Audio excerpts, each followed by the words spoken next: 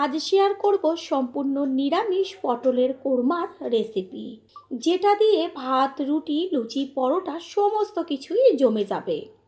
নমস্কার বন্ধুরা, শ্বশুর বৌমা রান্নাঘর অ্যান্ড ব্লগ চ্যানেলে সকলকে স্বাগত। তাহলে কি করে তৈরি করব সেটাই দেখে নেওয়া যাক। সবার প্রথমে এইখানে পটল নিয়ে এসেছি, এবার পটলগুলোকে কেটে নিয়ে ফিরে আসছে।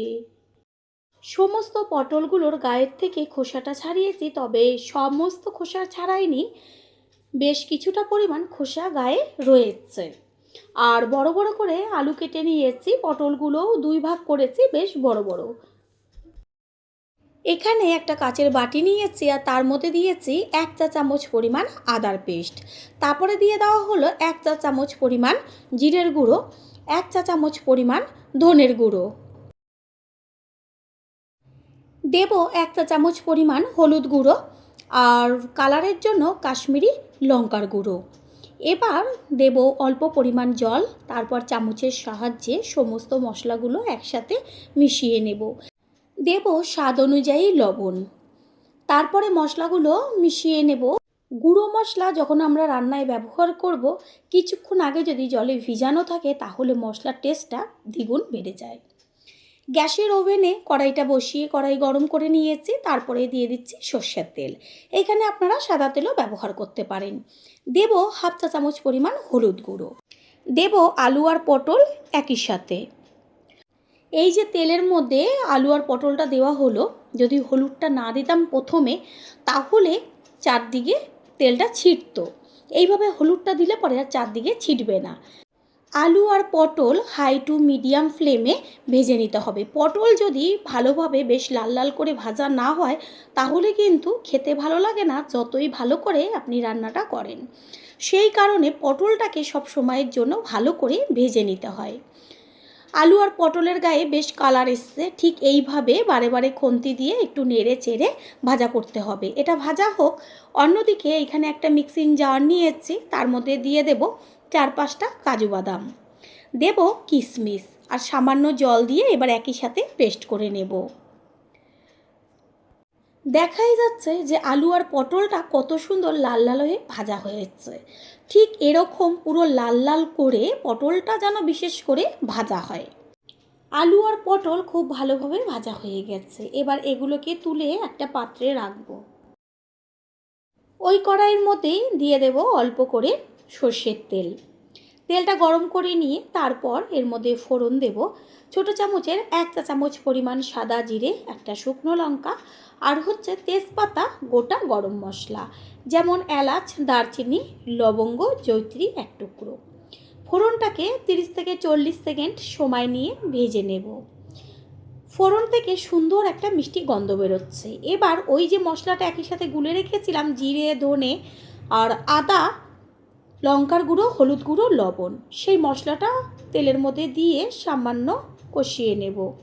2 থেকে 3 মিনিট মতো কষিয়ে নেওয়ার পরে দেব একটা টমেটো আর কাঁচা পাকা লঙ্কা একসাথে পেস্ট করে নিয়েছিলাম, সেই পেস্ট। মশলাটাকে এবার ভালোভাবে কষিয়ে নেব।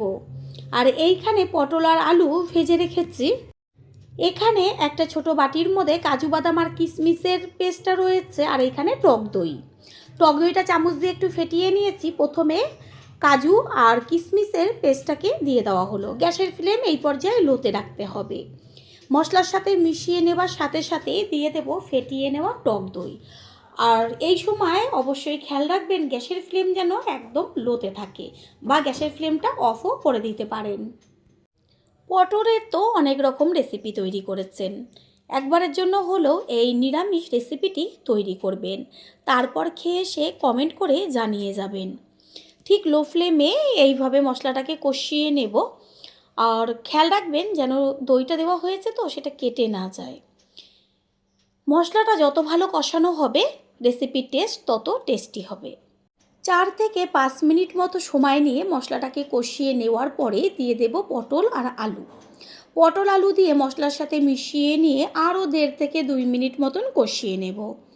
দেখাই যাচ্ছে যে ওপরে কত সুন্দরভাবে তেল ছেড়েছে।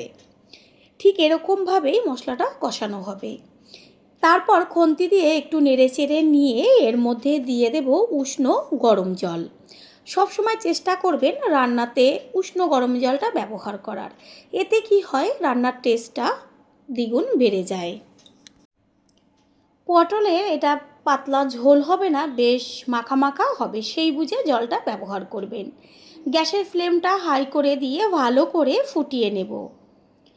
টকবক করে ফুটতে শুরু করেছে, এই পর্যায়ে একটা ঢাকনা চাপা দিয়ে দেব তাড়াতাড়ি আলু পটলটা হবার জন্য।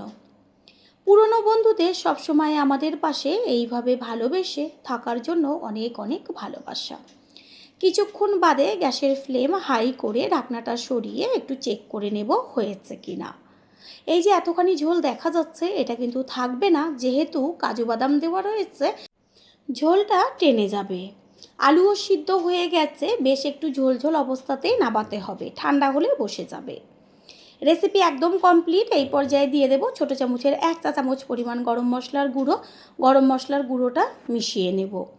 প্রথমবার যারা আমাদের চ্যানেল ভিজিট করছেন তাদের আন্তরিক শুভেচ্ছা ও অনেক ভালোবাসা। আমাদের রেসিপিগুলো যদি ভালো লেগে থাকে সাবস্ক্রাইব করে দেওয়ার অনুরোধ রইল ও পাশে থাকা বেল আইকনে ক্লিক করলে পরবর্তী ভিডিওগুলো সবার আগে আপনাদের কাছে পৌঁছে যাবে। কোরমা একদম কমপ্লিট। গ্যাস অফ করে দেব। তার আগে দিয়ে দিচ্ছি 1 চা চামচ পরিমাণ গাওয়া ঘি। ঘিটা মিশিয়ে নিয়ে এবার একটা ঢাকনা চাপা দিয়ে দেব কিছুক্ষণের জন্য।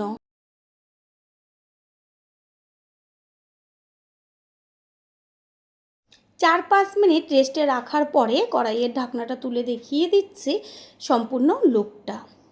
এবার একটা পাত্রে তুলে নেব।